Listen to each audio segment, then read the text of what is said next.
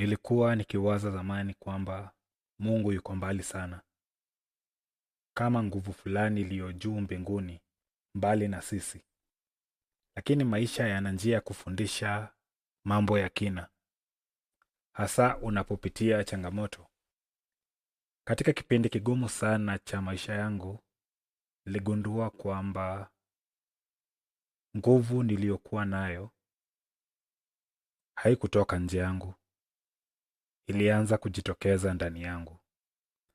Mwanafalsafa wa kiroho Ernest Holmes alifundisha kwamba Mungu ni akili ya uumbaji iliyopo kila mahali na inaonyesha nguvu yake kupitia kila kitu, hata kupitia sisi wenyewe.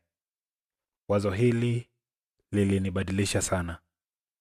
Inamaanisha kwamba ujasiri ninaohisi wakati wa changamoto sio bahati tu. Mawazo yanayokuja kunisaidia kutatua matatizo sio ajali.